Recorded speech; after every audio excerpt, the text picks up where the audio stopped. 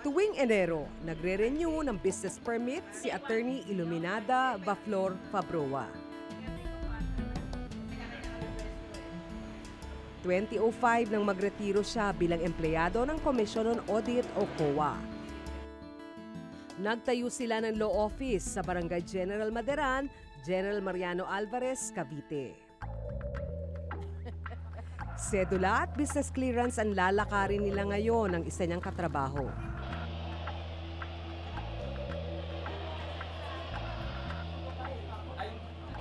Pwedeng kumuha ng sedula. Single married po. Widow. Widow. Saan po kayo pinanganak? Danao City, Cebu. Cebu City. Hindi Cebu City, Danao City. Cebu. Danao City, Cebu. Birthday po November 28, 1940. Ayon sa barangay, piso kada 1,000 piso na kita ang bayad sa sedula. Papirma na lang po. Dito? Apo. Wala na pala akong barya eh. Birthday po. Business clearance daw. Oo. Magkano bayaran ko ngayon? Business name, address, at saka Business name. Bisulat ko na lang dito. Ito yung DTI po or sa DTI. Business clearance ang sunod niyang inasikaso. Kailangan niya ito bago makakuha ng business permit sa munisipyo. Visayas. 300 pesos ang bayad sa business clearance. Kailangan ding i-renew ang business plate ng law firm, pero dahil wala pa raw bagong disenyo ang barangay, hindi pa sila nakakuha nito. ito po yung tinatawag namin business clearance na required ng barangay bago ka makakuha ng mayor's permit sa munisipyo. Since nagpalitan ng administrasyon, so bago na kami ang bago nakaupo ngayon, so nagpalit kami ng business plate. Magpapalit kami ng business plate. Siguro by June or July, may lalabas na namin yan. 150 pesos ang bayad sa business plate. Taon-taon din itong pinapalitan. Wala pang isang oras, tapos na si Attorney Fabroa sa mga kailangan niya sa barangay. Okay naman ngayon kasi nandiyan naman ang mga tao. Dati kasi hanapin mo pa kung sinong magre-resibo. Ngayon at least nandoon naman sila sa loob. Noong 2018, nagkaaberya ang pagkuha ni Attorney Fabroa ng business clearance. Dapat daw kasing magbayad muna ng garbage fee. Nalaman ko yon nung dinelever yung basurahan nung April. Kasi hindi ko naman alam yung basurahan na yan. Kasi ang kumukuha ng mga business permits ko, itong isa kong staff yan, executive assistant ko, si Gail. So hindi ko nakita yung mga papel na yon. Ngayon, nang dinelever, itong tumanggap, yung isa kong staff, si Josepa, April. Sabi ko, ano ba yung dinelever? Basurahan. 1,200 pesos ang ibinayad niya. Abril 2018, dumating sa law firm ang basurahan. Gawa ito sa bakal na nahahati sa 3. Wala itong lalagyan mismo ng basura. Pero ni minsan, hindi niya raw ito napakinabangan. Kasi paano mo gamit yan? Ano mo ilagay dyan? Wala mas lang lalagyan. Skeleton lang naman yan. Pag hulo mo, di pupunta din sa sahig yun. Anong silbi nung basurahan na yan? Kahit nga tingnan mo, ikutin mo yung barangay kung may gumagamit ba sa ganong basurahan, walang gumamit. Ayon sa dating kapitan ng barangay, bahala na raw ang residente sa lalagyan ng basura. Sa akin lang, magkaroon ho sila ng basurahan nila. Siyempre, sila maglalagay ng mga sako. Yung sako napupuno, di ibig sabihin, susuplayan mo sila ng sako monthly o weekly. Reklamo din ni Iluminada, hindi official receipt ang ibinigay sa kanya. At tinignan ko ang resibo, sabi ko, bakit resibo ng supplier, hindi resibo ng barangay? Parang pinakita nila dyan na kami ang bumili noon sa supplier. Two-ways general merchandise ang nakalagay sa resibo. Bakit pinalabas nila na kami ang bumili? Kasi kung kami yung bumili, hindi kami magbabayad na ganong halaga na 1,200. Kasi ano lang naman yun, kung bibilhin mo sa junk shop yan, magkano lang yun, 10 piso bawat isang bakal na yon. Hindi naman naabot na 1,200.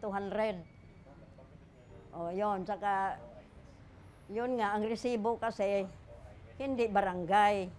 Pero kasama sa assessment nila yon na babayaran mo.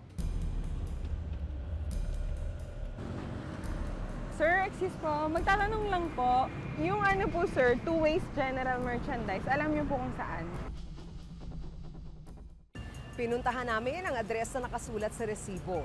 Pero walang ganung address at walang two-ways general merchandise sa Mindanao Avenue, Barangay Maderan, General Mariano Alvarez sa Cavite. Good afternoon po.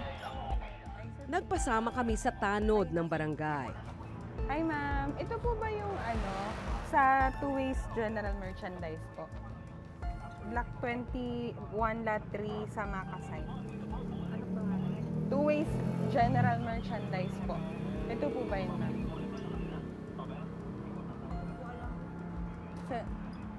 Alam niyo po yung two-ways general merchandise? Apo.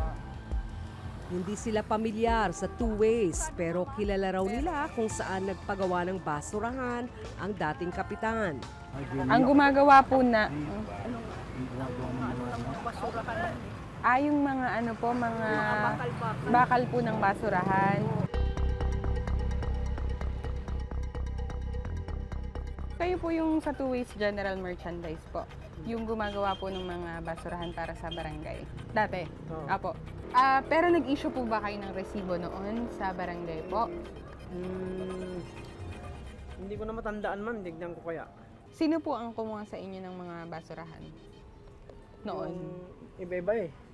Yung mga bantay bayan dati. Si Kap Mga po, bantay- dating Kap. Hindi rin. Pero magkano po yung benta nyo noon? 1 to yun man. 1 to po. Sige po. Pero hindi po kayo tong two-ways general merchandise. Hindi man eh. Ayon sa dating kapitan, hindi raw niya inobliga na sa two-ways general merchandise magpagawa ng basurahan ang mga residente. Yung po ay nagbigay lang mo po ako ng sample sa kanila na ganong itsura lang po yung gagawin. At yung obligation na maglagay ho sila ng basurahan, yun po yung inobligaw po natin na magkaroon ho sila. Pero never ko pong pinilit po sila na magpagawa po sa barangay. Mandatory, kasi hindi ka naman bibigyan ng clearance, ikababayan ng permit pag hindi mo bayaran yung assessment na kasama yung basurahan. So yung salitang hindi sila makakuha ng hindi sila mag-avail. So hindi ko po monitor po, hindi ko po wala po akong ganung instruction sa aking mga staff. Ang sinasabi ko po sa kanila, hindi po sila makakuha ng clearance kung wala po silang ipapakitang basurahan doon sa kanilang pwesto. Hindi rin daw alam ng dating kapitan na two-ways general merchandise ang nasa resibo. Hindi ko na po monitor po yun eh. Basta ako, yung time na po noon, dahil busy rin po ako noon, yung bawat tao ay nagtatanong po sa akin kung saan sila pwede magpagawa at lagi ko sinasabi, madami yung pagawaan ho dyan sa tabi-tabi. Pwede ho kayo mag-inquire. Pero kumpari niya raw ang may-ari ng bahay ng pagawaan ng basurahan. Siya raw ang nagrekomenda na doon ipagawa ang mga bakal na lalagyan ng basurahan. Yan yung tao na ho niyan, yung aking kumpare na si Jimmy Fernandez. Yan, Jimmy Fernandez. So, sabi ko, eto, may pagawaan din ng ano yan. Mag-usap kayo. Kayo na ho pabahala. Basta eto po yung design na gusto kong mangyari. Sa ordinansa ng munisipyo, ang mga residente ang bahalang mamili ng basurahan na ilalagay nila sa kanilang mga lugar. Dapat ay nahahati ito sa 3 para pwedeng pang i-recycle, mga nabubulok at iba pang basura. Dati raw ay gustong kasuhan ni Attorney Fabroa ang dating kapitan. Depende kung may panahon. Kasi hindi naman nag-expire pa yung kaso na yan eh. Kasi sa anti-graft lang, sakop na anti-graft yan eh. Binigyan nila ng, anong tawag nito? Advantage yung private party. Sa kasalukuyan, hindi na naniningil ang Barangay Maderan ng garbage fee sa mga kumukuha ng business clearance.